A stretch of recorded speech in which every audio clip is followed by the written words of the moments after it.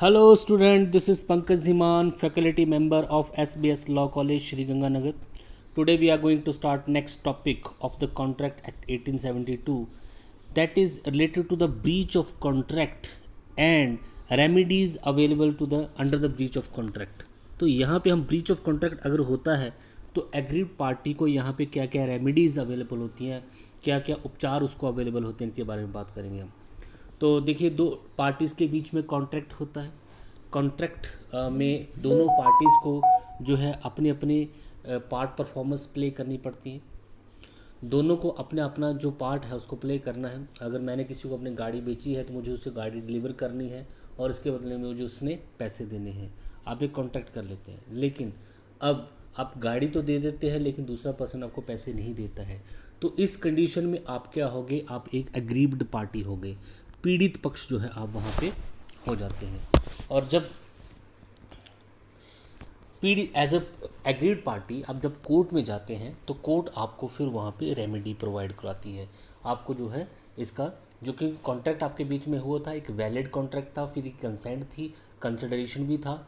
आपने अपना part play किया, आपने सारी परफॉर्मेंस अपनी प्ले की, लेकिन सेकंड साइड से जो है परफॉर्मेंस नहीं हुई, जिसकी वजह से आपको वहाँ पे लॉस हुआ। तो आप इसके लिए कोर्ट में जाके रेमेडीज़ ले सकते हैं। तो क्वेश्चन आपके पास यही है कि क्या क्या रेमेडीज़ जो है अवेलेबल होती हैं एग्रीड पार्टी को in the case of breach of the contract, जब कॉन्ट्रैक्ट जो टूटता है। तो इसमें एक बहुत ही इंपॉर्टेंट केस लॉ है, उसको हम अच्छे से देखेंगे यहाँ के, इसके बेसिस पे ही जो है डैमेज जो है दिया जाता है। हेडली बसी बैक्सेंडल का केस है, बहुत ही इंपॉर्टेंट केस, और साथ में हम section 73 of the Indian contract act को भी यहाँ पे स्टडी करेंगे। और जब भी डैमेज मेजर किया जाता है कोर्ट के थ्रू, जब भी डैमेज जो है मेजर किया जाता है कि क्या जो है क्षतिपूर्ति, क्या इंडेमनिफिकेशन जो है एग्रीड पार्टी को होनी चाहिए, तो उससे रिलेटेड क्या क्या रूल हैं, इन सभी को हम यहाँ पे स्टडी करेंगे। साथ में हम क्वांटम मेरिट को भी यहाँ पे समझने की कोशिश करें। तो बहुत कुछ है इस क्वेश्चन में, आपको यहाँ पे समझने को मिलेगा। देखते हैं इसको। देखिए, the contract is important only when it is perform. Contract की इंपॉर्टेंस तभी है जब वो परफॉर्म हो। Lack of performance makes a contract worthless. जब लैक ऑफ परफॉर्मेंस होती है, एक पार्टी जो अपनी परफॉर्मेंस ऑफ कॉन्ट्रैक्ट नहीं करती है, तो कॉन्ट्रैक्ट वर्थलेस हो जाता है। It is the reason that the parties are impose with the liability to perform their part. तो एक बार जब आप एग्रीमेंट कर लेते हैं और वो इन्फोर्सिबल बाय लॉ है, तो फिर अगर अपना पार्ट ऑफ परफॉर्मेंस आप प्ले नहीं करते हैं, आप अपने हिस्से के उस कॉन्ट्रैक्ट के अंदर जो आपके हिस्से का परफॉर्मेंस को आप नहीं करते हैं, तो उस कंडीशन में आपको लाइबल बनाया जा सकता है। एग्रीड पार्टी कोर्ट में जा सकती है और आपको फोर्स कर सकती है उस कॉन्ट्रैक्ट को निभाने के लिए, या उसके बदले में कोर्ट से कॉम्पनसेशन जो है ले सकती है। If any party does not perform its liability then he shall be liable for the breach of contract. वो उस कॉन्ट्रैक्ट को तोड़ने के लिए लाइबल वहाँ पे होगा, जिम्मेदार वो वहाँ पे होगा। देखिए, A agrees to sell his land to B. A जो है बी के साथ एक एग्रीमेंट करता है प्रॉपर्टी का बेचने का। Before execution the sale deed, court में इसको एग्जीक्यूट करने से पहले ही ए जो है अब इस प्रॉपर्टी सी को बेच देता है। तो पहले उसने एग्रीमेंट किया था बी के साथ, लेकिन अभी एग्जीक्यूशन उसकी होनी थी, कोर्ट में जाना था, अभी एग्जीक्यूशन करवानी थी, उससे पहले उसने सी को ये प्रॉपर्टी बेच दी। A is a defaulter of the breach of contract. जो उसने बी के साथ कॉन्ट्रैक्ट किया था, यहाँ पे उस कॉन्ट्रैक्ट के लिए ए जो है डिफ़ॉल्टर है और बी जो है इसके लिए कोर्ट में जा सकता है। But in such cases where a person himself is a faulty of in advantage, then he is not entitled to composition. जब प्लेंटिव खुद ही यहाँ पे गलत है, जब उसने खुद ही गलती यहाँ पे की है, तो वो कॉम्पोजिशन डिमांड नहीं कर सकता। एक रीजनेबल बात है। तो हम यहाँ पे बात ये कर रहे हैं कि ब्रीच ऑफ कॉन्ट्रैक्ट के केसेस में एग्रीड पार्टी को जो है जो नुकसान होता है उसकी क्या रेमेडी जो है उसको प्रोवाइड कराई जाती है कोर्ट के थ्रू। तो अगर कोर्ट वहाँ पे देखता है कि कॉन्ट्रैक्ट जो है वन पार्टी ने तोड़ा है, ब्रीच ऑफ कॉन्ट्रैक्ट किया है, तो उस कंडीशन में कोर्ट जो है बड़े सारे रिलीफ आपको प्रोवाइड कराई जा सकती है। तो पहले सबसे पहले देख लेते हैं रेमेडी क्या मिलती है। जब कॉन्ट्रैक्ट टूटता है, one of the party contract को तोड़ती है, इंटेंशनली जानबूझ के उस कॉन्ट्रैक्ट को तोड़ती है, हालांकि दूसरी पार्टी के साथ उसका वैलिड कॉन्ट्रैक्ट था, उसने अपना पार्ट परफॉर्मेंस जो है वो पूरा कर दिया है, उसको परफॉर्म कर दिया है, लेकिन बी पार्टी ने अभी तक उसको परफॉर्म नहीं किया है। इससे ए को यहाँ पे बहुत ज़्यादा लॉस होता है, तो वो उस लॉस की रिकवरी के लिए उसके अगेंस्ट कोर्ट में जा सकता है। तो देखते हैं पहले, as we have seen above, the person who does not perform his liability he shall be defaulter of the breach of contract. अगर कोई पर्सन जो है अपने हिस्से की जो लाइबिलिटी है उसको परफॉर्म नहीं करता है तो वो डिफॉल्टर माना जाएगा उस ब्रीच ऑफ कॉन्ट्रैक्ट में। In such situation the agreed party has following remedies. तो जो यहाँ पे पीड़ित पक्ष है, जिसको यहाँ पे नुकसान हुआ है उस कॉन्ट्रैक्ट को टूटने का, वो क्या क्या रेमेडीज़ यहाँ पे ले सकता है उसके बारे में बात की है। Right to file a suit, सबसे पहला उसके पास राइट आता है कि वो उसके अगेंस्ट एक सिविल सूट जो है वो कोर्ट में फाइल कर सकता है। ठीक है जी। The agreed party has first thing as a right that he is the right to file the suit for the compensation और डैमेज अगेंस्ट द डिफॉल्टर। तो वो कोर्ट में उसके अगेंस्ट जाके कॉम्पनसेशन के लिए या डैमेज के लिए केस फाइल जो है, सूट फाइल जो कर सकता है। Second, right to have the compensation. Obviously बात है, जब वो सूट फाइल करेगा तो वहाँ पे जो उसको उस कॉन्ट्रैक्ट के अंडर नुकसान हुआ है उसके लिए, उसकी भरपाई के लिए वो दूसरी पार्टी से कॉम्पनसेशन डिमांड कर सकता है, और कोर्ट को अगर लगता है तो कोर्ट वहाँ पे कॉम्पनसेशन प्रोवाइड करेगा। तीसरा राइट क्या है? Right to impose penalty. उस पर पेनल्टी भी लगाई जा सकती है अगर at the time of contract के अंडर, जब आपने कॉन्ट्रैक्ट किया था दूसरी पार्टी के साथ और वहाँ पे आपने एक टर्म और कंडीशन रखी थी कि अगर कोई भी पार्टी जो है वहाँ पे जो है अगर कॉन्ट्रैक्ट को तोड़ती है तो उसको 50,000 की पेनल्टी भी देनी पड़ेगी, तो वो फिर वहाँ पे पेनल्टी भी ले सकता है। तो कॉम्पनसेशन अलग से होगा और पेनल्टी अलग से होगी। At the time of contract, the party can agree to impose penalty on the person responsible for the breach of contract, and the agreed party is entitled to obtain the amount of the penalty from the defaulted party. तो अगर contract बनाते समय अगर आपने वहाँ पे condition रखी थी कि जो पार्टी कॉन्ट्रैक्ट तोड़ेगी तो वहाँ पे उसको पेनल्टी भी पे करनी पड़ेगी। मान लीजिए पेनल्टी 50,000 रख दी, तो जैसे वहाँ पे कॉन्ट्रैक्ट टूटा तो एग्रीड पार्टी वो पेनल्टी लेने की भी हकदार हो जाती है। तो बहुत कुछ डिपेंड करता है कि आपने कॉन्ट्रैक्ट कैसा कर रखा है। राइट टू हैव इंटरेस्ट, सबसे बड़ी बात है, उस पेनल्टी पे, उस कॉम्पनसेशन पे उसको इंटरेस्ट लेने का राइट भी है। इसके अलावा राइट टू है स्पेसिफिक परफॉर्मेंस। अगर वो एग्रीड पार्टी चाहे तो फिर वो परफॉर्मेंस ऑफ द कॉन्ट्रैक्ट में करा सकती है। जैसे मान लीजिए मैंने अभी आपको एग्जांपल दिया, ए ने बी को अपनी गाड़ी बेचने का वादा किया, कॉन्ट्रैक्ट करता है और उससे 50,000 ले लेता है, लेकिन अपनी गाड़ी वो उसको नहीं देता है। तो इस कंडीशन में अब बी को यहाँ पे क्या हो जाता है, नुकसान हो जाता है, उसको मेंटली प्रेशर यहाँ पे बनता है क्योंकि उसने 50,000 दे दिए लेकिन गाड़ी उसको अभी नहीं मिली।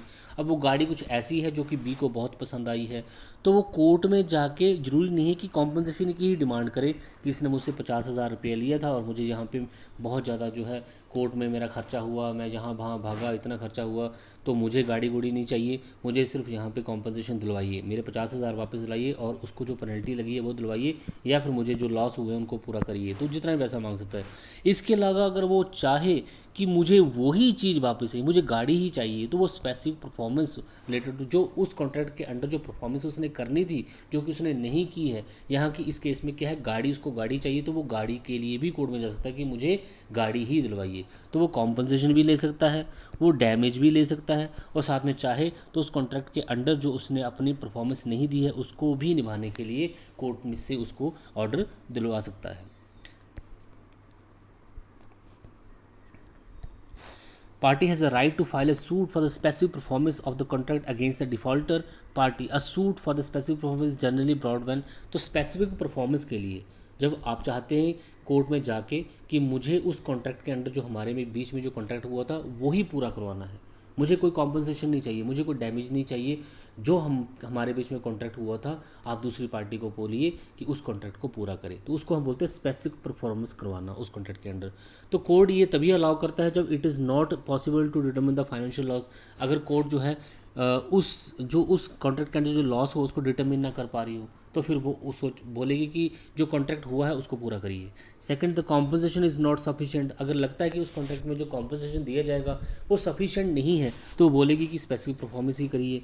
It is not possible to obtain the compensation, और ये भी पॉसिबल नहीं है कि कॉम्पनसेशन वहाँ पे कई बार होता है कि उसमें कॉम्पनसेशन होता ही नहीं है, तो उस कंडीशन में भी जो है वहाँ पे जो है स्पेसिफिक परफॉर्मेंस कराई जा सकती है। आपको एक एग्जांपल देता हूँ, देखिए ऐश्वर्या राय है, वो एक संजय लीला बंसाली की फिल्म को साइन करती है, ठीक है जी, और उसके बाद ऑन जो डेट डिसाइड हो जाती है उस पर तो शूटिंग पे आना था, अब वो शूटिंग के लिए नहीं आती है, डिले करती है। इट मीन्स कि दोनों के बीच में कॉन्ट्रैक्ट था, ऐश्वर्या राय और संजय लीला बंसाली के बीच में कॉन्ट्रैक्ट है, फिल्म को साइन किया उसने, तो ये पूरा कॉन्ट्रैक्ट हुआ वहाँ पे। अब पर्टिकुलर डेट्स पे वो नहीं आती है, शेड्यूल जो था एक्टिंग का, जो फिल्म की शूटिंग का वो रुक जाता है। बहुत ज़्यादा नुकसान जो है, संजय लीला बंसाली वैसे भी आपको पता अपनी फिल्मों में बहुत ज़्यादा खर्चा करते हैं, सेट बहुत अच्छा तैयार किया था, लॉस वहाँ पे ज़्यादा हो गया। तो अब वो क्या करेगा, कोर्ट में जाके क्या उससे कॉम्पनसेशन की डिमांड करेगा? नहीं करेगा। वो बोलेगा कि आप उसको मेरी फिल्म में काम करने के लिए मजबूर, उसको स्पेसिफिक परफॉर्मेंस कराएगा कि उसको मेरी फिल्म में काम करना है। हालांकि पर्सनल स्किल के मैटर में कई बार जो है कोर्ट जो है वो भी करने से मना कर देती है, क्योंकि ये पर्सनल स्किल होते हैं।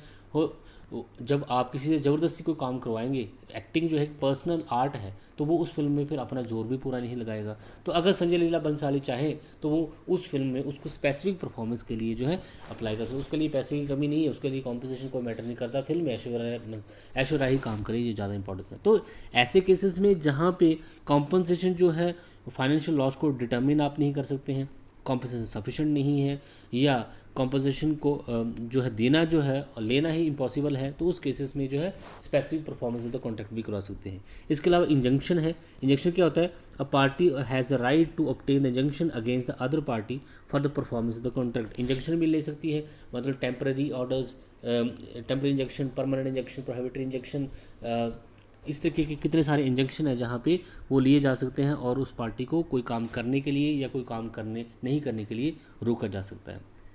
स्टे ऑर्डर भी वहाँ पे लिए जा सकते हैं। तो ये आपके पास देखा कि जो जनरली जब ब्रीच ऑफ कॉन्ट्रैक्ट होता है तो जो अग्रीव्ड पार्टी होती है, जो पीड़ित पक्ष होता है, उसको क्या क्या रिलीफ जो है कोर्ट दे सकती है। उसको इंजेक्शन दे सकती है, स्पेसिफिक परफॉर्मेंस का कॉन्ट्रैक्ट हो सकता है, कॉम्पनसेशन हो सकता है, डैमेज हो सकता है, पेनल्टी हो सकती है, उसको सबसे बड़ा सूट फाइल करने का राइट मिलता है।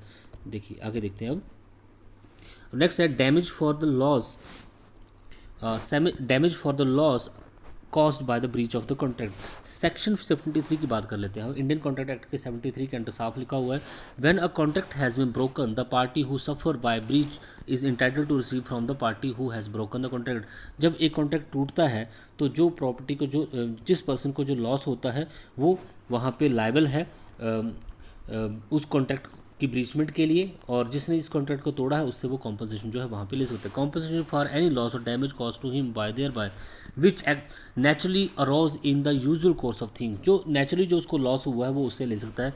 Breach of which the party knows, जिसको पार्टी जानती भी थी, मतलब जब कॉन्ट्रैक्ट हुआ था तो अगर कॉन्ट्रैक्ट की कोई शर्त तोड़ी जाती है तो इससे दूसरी पार्टी को लॉस होगा, ये दोनों ही पार्टियां वहाँ पे जानती थी। When they made the contract to be likely to result from the breach of it, but such compensation is not to be given for any remote and indirect loss of damage sustained by the reason of। लेकिन कोई बहुत remote loss हो जाता है जो उस contract को टूटने की वजह से जो उसको डायरेक्ट लॉस नहीं हुआ, किसी और कारण या उसका कारण जो कि रिमोट है, बहुत भारी है, तो उस कंडीशन में जो है वहाँ पे कॉम्पनसेशन नहीं दिया जाता है। तो इसको हम समझते हैं, पहले आपको ये सब कुछ समझ में आ जाएगा। तो यहाँ पे section 73 of Indian contract act साफ बोलता है कि अगर एक पार्टी, दो पार्टीज़ के बीच में वो कॉन्ट्रैक्ट होता है और उनमें कॉन्ट्रैक्ट के टूटने की वजह से एक पार्टी को वहाँ पे लॉस होता है, तो जिस पार्टी ने कॉन्ट्रैक्ट को तोड़ा है वो उससे जो है वहाँ कंपनसेशन ले सकती है। पहली बात तो ये, और उनको ये भी पता हो, दोनों पार्टीज़ को ये पता हो वन कि अगर मैं इस कॉन्ट्रैक्ट को तोड़ूंगा तो इससे दूसरी पार्टी को बहुत ज़्यादा लॉस होगा। ये बहुत इंपॉर्टेंट बात है। और साथ में लेकिन यहाँ पे साफ लिख दिया हुआ कि अगर लॉस का कारण जो है वो कॉन्ट्रैक्ट का टूटना नहीं है या फिर बड़ा रिमोट रीज़न है उस कॉन्ट्रैक्ट को तोड़ने के कारण जो है उसको लॉस हुआ है, तो उस कंडीशन में वहाँ पे कोई भी कॉम्पनसेशन नहीं मिलेगा। अब इसको हमसे यहाँ पे समझते हैं। देखिए, a contract to sell and deliver 50 maunds of saltpetre to the B. Saltpetre जो है कुछ नमक से रिलेटेड चीज़ है। A contract to sell a deliver of 50 maunds of saltpetre to B at the certain price to be paid on delivery, जिसका price जो है डिलीवरी पे दिया जाना था। A break is promise, A जो है अपना वो ए ने बी को कुछ सामान देना था 50 ऑफ द साल्ट पेट्री, लेकिन वो टाइम पे उसको नहीं दे पाता, उसकी पेमेंट भी डिलीवरी पे होनी थी। B is entitled to receive from A by way of compensation, B जो है ए से यहाँ पे कॉम्पनसेशन जो है ले सकता है। आप साल्ट पेट्री की वजह से कुछ भी लिख सकते हैं, कुछ भी और एग्जाम्पल आप दे सकते हैं। The sum if any which by which the contract price falls short of the price for which B might have obtained the 50 mounts of the saltpeter of the like quality at the time when the saltpeter ought to have been delivered। तो ये थोड़ा सा इन्होंने यहाँ पे थोड़ा सा ये गलत लिख दिया है, आप इसको सिर्फ इतना ही ध्यान दीजिए यहाँ तक कि अगर वो वहाँ पे कॉम्पनसेशन ले सकता है। तो एक कॉन्ट्रैक्ट यहाँ पे होता है जिसमें कुछ चीज़ें देने का वादा होता है, वो टाइमली वो चीज़ें जमा नहीं कराता है, तो उसको फिर कोर्ट में जाके उससे जो कॉम्पनसेशन लेने का राइट हो जाता है, क्योंकि हो सकता है वो उसको एज ए कच्चा माल यूज़ करता हो, रॉ मटेरियल यूज़ करता हो, उसने आगे कोई चीज़ बनानी हो जिसको बना ना पाया हो और उसको भी आगे जो है लॉस हुआ हो, तो यहाँ पर वो उससे कॉम्पनसेशन ले सकता है। अब सेक्शन 73 की दो चीज़ें हैं यहाँ पे आपको पढ़नी है। तो कॉम्पनसेशन लेने के लिए डैमेज के मामले में जब एक पार्टी को कोई नुकसान हुआ है, डैमेज हुआ है contract of breach of contract होने के कारण, तो वो कॉम्पनसेशन फॉर डैमेज ले सकता है, लेकिन which naturally arose the usual course of things from breach of contract and which the party knows. ये नॉर्मल तरीके से या नॉर्मल कोर्स ऑफ थिंग में जो उसको लॉस हुआ है और दोनों ही पार्टीज़ को पता था कि अगर यहाँ पे मैं अपना पार्ट ऑफ परफॉर्मेंस प्ले नहीं करूँगा तो उस कंडीशन में सेकंड पार्टी को यहाँ पे लॉस होगा। दोनों पार्टीज़ को ये बारे में पता होना चाहिए। Which the party know sorry when they made the contract, जब उन्होंने कॉन्ट्रैक्ट बनाया था उनको पता था कि अगर मैं यहाँ पे अपना पार्ट ऑफ परफॉर्मेंस प्ले नहीं करूँगा, उसको परफॉर्म नहीं करूँगा, तो दूसरी पार्टी को यहाँ पे लॉस हो सकता है। एक चीज़ 73 ये बोलता है। दूसरा, which is not to be given for any remote and indirect loss. अगर उस कॉन्ट्रैक्ट ब्रीच ऑफ कॉन्ट्रैक्ट की वजह से एक पार्टी को जो है बहुत रिमोट लॉस हुआ या इनडायरेक्ट लॉस हुआ है, तो वहाँ पे कोई भी कॉम्पनसेशन जो है नहीं दिया जाएगा, ये 73 बोलता है। देखिए अब ये जो सेक्शन 73 बना, इसके पीछे एक बहुत इंपॉर्टेंट केस है, हेडली वर्सी बैक्सेंडल केस। अब इस केस के थ्रू जो है आपको सारी सिचुएशन यहाँ पे समझाई जाएगी कि 73 एक्चुअली में बोलना क्या चाहता है। देखिए the provision of section 73 related to loss or damage are based on the principle laid down in the case of Hadley Bussey Baxendale case 1854 का केस है। देखिए इसमें क्या हुआ, the plaintiff was owner of the flour mill, plaintiff जो है एक flour mill का ऑनर है। Mill was closed due to breakage of crane shaft, तो यहाँ पे मिल क्लोज हो जाती है क्योंकि बहुत इंपॉर्टेंट मशीनरी जो उसकी क्रेन शाफ्ट जो होती है वो ख़राब हो जाती है। देयर फॉर डिफेंडर जो कि कैरियर कंपनी चलाता है, जो कि ठीक करता है, वो उसको ठीक करने के लिए ले जाता है ग्रीनविच रिपेयर के लिए। Because on the negligence of defender की नेग्लिजेंस की वजह से delivery of crank shaft was delayed. अब डिलीवरी ऑफ क्रैंक शाफ्ट, जो क्रैंक शाफ्ट खराब हो गई है, उसकी डिलीवरी बहुत ज़्यादा लेट हो जाती है और प्लेंटिफ को बहुत ज़्यादा यहाँ पे नुकसान हो जाता है। The plaintiff filed a suit for the composition against the defender, तो यहाँ पे फिर प्लेंटिफ जो है डिफेंडर के अगेंस्ट सूट फाइल करता है। तो यहाँ पे क्या है कि प्लेंटिफ एक जो है फ्लोर मिल का मालिक है, उसकी एक क्रेन शाफ्ट ख़राब हो जाती है जिसकी वजह से उसकी मिल जो है फिलहाल बंद हो जाती है। वो डिफेंडर को इसको रिपेयर करने के लिए बोलता है, डिफेंडर जो इसको रिपेयर के लिए जो है ग्रीनविच ले जाता है और बड़ा ड्यू टाइमिंग में वो जो है उसको वापस नहीं कर पाता है, जिसको जो है प्लेंटिफ को जो बहुत ज़्यादा नुकसान यहाँ पे हो जाता है और उस डैमेज की भरपाई के लिए वो जो है कॉम्पनसेशन के लिए कोर्ट में केस फाइल करता है। द डिफेंडर क्या बोलता है यहाँ पे, contended that he was not liable for the loss because of the loss was too remote. वो इसलिए वो यहाँ पे अपना तर्क ये देता है, अपने डिफेंस में ये बोलता है डिफेंडर कि ये जो लॉस हुआ ये बहुत रिमोट है, बहुत दूर का है, मैं इसको एक्सपेक्ट नहीं कर सकता था। Justice Alderson proponent that when there is a contract between the two parties and one of them breaches it then the agree party should be provided proper and reasonable composition. तो Alderson जो justice है यहाँ पे उन्होंने यही बोला कि अगर एक कॉन्ट्रैक्ट होता है, वहाँ पे दो पार्टियाँ हैं, एक पार्टी जो है कॉन्ट्रैक्ट को तोड़ती है, दूसरी पार्टी को यहाँ पे कॉम्पनसेशन मिलना चाहिए, पहली बात।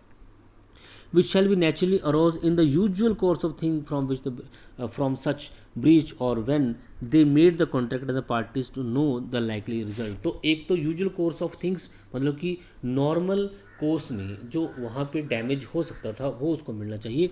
दूसरी बात, उसने जब कॉन्ट्रैक्ट किया हो तो उसने बताया होना चाहिए कि अगर आप ऐसा नहीं करोगे या मुझे टाइमली जो है क्रेन शाफ्ट नहीं दोगे तो मुझसे इस लॉस हो जाएगा। यहाँ पे प्लेंटिफ ने उसको ये नहीं बताया था कि जो है अगर आप मुझे इतने टाइम के अंदर जो है ये क्रेन शाफ्ट वापस नहीं करोगे तो मुझे कितना ज़्यादा लॉस हो जाएगा।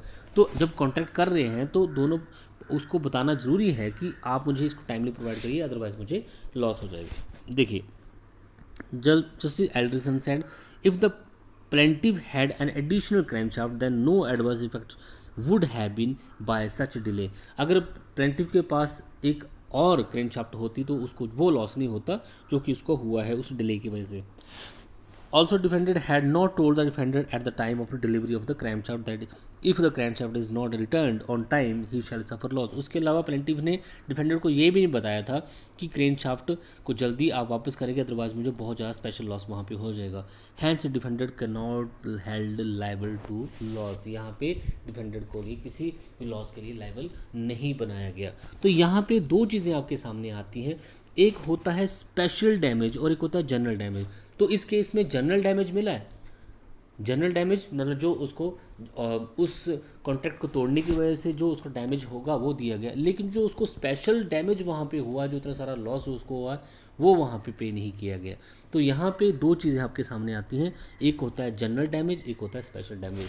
देखिए general damage, when any person claim special damage. अब यहाँ पे प्लेंटिव जो है स्पेशल डैमेज मांग रहा था, जो कि उसको उस मिल के बंद होने के कारण और उसको जो बहुत ज़्यादा नुकसान वहाँ पे हुआ. Then he has to prove that the parties at the time of contract knew that the breach is shall properly lead the special loss. तब ये स्पेशल लॉस उसको तभी मिलता है जब वो eight the time of contract उसके साथ स्पेशल उसको बताता कि मुझे जो है इससे बहुत ज़्यादा लॉस हो जाएगा अगर आप मुझे इसको टाइमली डिलीवर नहीं करेंगे. Whereas in the case of general damage, the aggrieved party is entitled for the damage which is has been suffered by the breach of contract. लेकिन जनरल डैमेज के केसेस में जो उस कॉन्ट्रैक्ट को टूटने की वजह से उसको जो नॉर्मल नुकसान हुआ, एक स्पेशल डैमेज है जो कि उसको बहुत ज़्यादा नुकसान हुआ है, और उसको जो एक नॉर्मल डैमेज है जो उसकी मिल नहीं चल पाई है वो उसका जनरल डैमेज है. तो जनरल डैमेज यहाँ पे प्रोवाइड कराया गया, स्पेशल डैमेज यहाँ पे प्रोवाइड नहीं करवाया गया, क्योंकि यहाँ पे एक सबसे बड़ी इंपॉर्टेंट बात ये थी कि 773 में साफ लिखा हुआ है कि लॉस जो है वो टू रिमोट होना चाहिए. दूसरा इनडायरेक्ट लॉस और damage sustain by the reason of the breach. Indirect loss नहीं होना चाहिए, और अगर यहाँ पे इनडायरेक्ट लॉस जो है ज़्यादा हुआ है क्योंकि जो है उसने कुछ चीज़ें वहाँ पे नहीं बताई थी. तो बक्सल हेडली बसी बक्सल लैंड का केस जो है एक लैंडमार्क जजमेंट है, जिसमें कॉन्ट्रैक्ट की अगर ब्रीचमेंट होती है तो वहाँ पे कैसे जो है डिसाइड किया जाएगा कि उसको कितना कॉम्पनसेशन वहाँ पे मिलेगा. तो एक जनरल डैमेज वहाँ पे होता है, स्पेशल डैमेज होता है. तो जनरल डैमेज यहाँ पे मिल सकता है लेकिन स्पेशल डैमेज वहाँ पे नहीं मिलेगा. इसके अलावा यहाँ पे compensation in the construction work की बात यहाँ पे की गई है. तो कंस्ट्रक्शन वर्क में जो कॉम्पनसेशन होता है वो दिया जाता है. जनरली अगर आपने किसी बिल्डिंग को कंस्ट्रक्ट करने का जो है कॉन्ट्रैक्ट कर रखा है और वहाँ पे अगर कॉन्ट्रैक्ट टूटता है तो फिर आपको उसके लिए पे वहाँ पे करना ही पड़ेगा. वहाँ पे बक्सल वैसे ब्रेंडले का जो है सॉरी यहाँ पे हेडली वसी बैक्सैंडल का केस जो है वो यहाँ पे नहीं माना जाएगा, ये आपको ध्यान में रखना है यहाँ पे.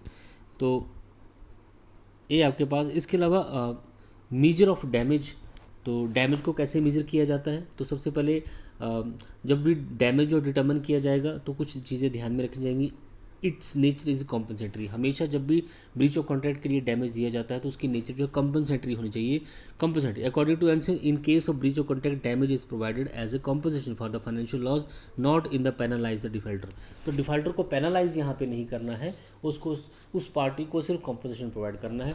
मकसद यहाँ पे कॉम्पनसेशन देने का ये होना चाहिए कि उस एग्रीड पार्टी को वो उस पहले वाली सिचुएशन में लेके आया जाए जिससे कि पहले वो उस कॉन्ट्रैक्ट को टूटने से पहले था. दूसरा duty to reduce the loss. यहाँ पे प्लेंटिव की ड्यूटी भी बताई गई है कि प्लेंटिव ने यहाँ पे कितनी कोशिश की उस लॉस को कम करने की. अगर उसने लॉस को कम करने की कोशिश नहीं की है तो कॉम्पोजिशन उसका उतना ही कम हो सकता है. तो यहाँ पे ड्यूटी जो है प्लेंटिव की भी है कि उसने खुद कितनी ड्यूटी प्ले करी है उस लॉस को कम करने की. तो क्या whether the monetary loss is necessary. तो क्या हमेशा जो है मॉनेटरी लॉस जो है मिलेगा. हर एक ब्रीच ऑफ कॉन्ट्रैक्ट में मॉनेटरी लॉस होना जरूरी है, तो ये ज़रूरी नहीं है. यहाँ पे इंग्लैंड के केसेस में यही बोला गया है कि अगर आपको कोई भी लॉस होता है, चाहे आपको जो है मॉनेटरी लॉस नहीं हुआ है, फिर भी वहाँ पे आप जनरल कॉम्पोजिशन जो है डिमांड कर सकते हैं. लेकिन इंडिया में सिचुएशन थोड़ी डिफरेंट है. आपको यहाँ पे इंडिया में ये प्रूव करना होगा कि आपको कोई ना कोई फाइनेंशियल लॉस यहाँ पे हुआ है. अगर आपको कोई एक्चुअल और फाइनेंशियल लॉस यहाँ पे नहीं हुआ है तो आप ब्रीच ऑफ कॉन्ट्रैक्ट के लिए कॉम्पोजिशन या डैमेज की डिमांड जो है नहीं कर सकते हैं. इसके बाद आपके पास यहाँ पे प्रिंसिपल ऑफ क्वांटम मेरिट का केस है. तो इसमें क्या है, it has been important place in the context of the composition. It little means as much as cause as much as merited. According to the principle, when any party does an act under the contract and the other party breaches it, or any such event happens which make the performance the contract impossible, then the first party is entitled to obtain the remuneration for the work he has done. बहुत ही important principle यहाँ पे quantum merit. अगर आपने कोई contract किया, उस contract के under जो है आपने कोई काम कर दिया, पूरा काम तो नहीं किया लेकिन आपने आधा काम वहाँ पे कर दिया और उसके बाद दूसरी पार्टी कॉन्ट्रैक्ट को तोड़ देती है, तो जितना उसने काम वहाँ पे किया है उसके लिए वो डैमेज जो है कॉम्पनसेशन वहाँ पे ले सकता है. यही यहाँ पे बोलने की कोशिश है. इसको हम क्वांटम मेरिट जो है बोलते हैं. It is a reason that it is also called the principle of earn remuneration. तो जो आपने कमाया है वो आपको मिलना चाहिए. देखिए आपके पास एग्जाम्पल है, a contract with B for the construction of house. A contract with B के साथ एक कॉन्ट्रैक्ट होता है किसी घर को बनाने का. After A has done some work, A जो है कुछ वहाँ पे काम कर देता है. B stop the construction work, B जो है थोड़े टाइम के बाद जो है काम बंद कर देता है. दस बी ब्रीचेज द कॉन्ट्रैक्ट. अब बी ने उस कॉन्ट्रैक्ट को भी तोड़ दिए. तो पहले ए का बी के साथ कॉन्ट्रैक्ट होता है घर बनाने का. ए उस थोड़ा काम उस पर कर देता है, उसके बाद बी जो है घर के काम को बंद कर देता है. A entitle to obtain the remuneration from the B in the proportion of the work. जो उसने काम किया है, जो वर्क डन उसने कर दिया है, उसका वो यहाँ पे कॉम्पनसेशन जो है ले सकता है, रेमुनेशन ले सकता है. इसको बोलते हैं प्रिंसिपल ऑफ क्वांटम मेरिट. लेकिन इसकी एप्लीकेशन के लिए तीन चीज़ें यहाँ पे ज़रूरी हैं. एक, an act done under the contract, वो एक्ट जो है कॉन्ट्रैक्ट के अंडर ही होना चाहिए. उसके बाद जो है वो कॉन्ट्रैक्ट तोड़ दिया गया हो. Act not needed to be done gratuitously, और ना ही जो कॉन्ट्रैक्ट जो ग्रेटिट्यूशली जो नहीं तोड़ा गया हो, मतलब कि वहाँ पे कोई ऐसा कारण बन गया जिसकी वजह से वो कॉन्ट्रैक्ट जो है तोड़ दिया गया है, तभी वो कॉन्ट्रैक्ट तोड़ा गया है. तो ये है आपके पास कुछ सिचुएशन जहाँ पे ब्रीच ऑफ कॉन्ट्रैक्ट अगर होता है तो कॉम्पनसेशन कैसे डिसाइड किया जाता है. और सेक्शन 73 आपने पढ़ा, क्वांटम मेरिट भी आपने यहाँ पे पढ़ा. और सबसे बड़ी बात यहाँ पे आपने देखा कि जब कॉन्ट्रैक्ट जो है डैमेज जो है डिसाइड होता है तो कौन कौन सी चीज़ों का जो है ध्यान जो है वहाँ पे रखा जाता है. और सबसे बड़ी बात क्या क्या जो रिलीफ यहाँ पे है, डैमेज जो है एक एग्रीड पार्टी को दिए जाते हैं जब कॉन्ट्रैक्ट की ब्रीचमेंट होती है. तो थैंक यू सो मच.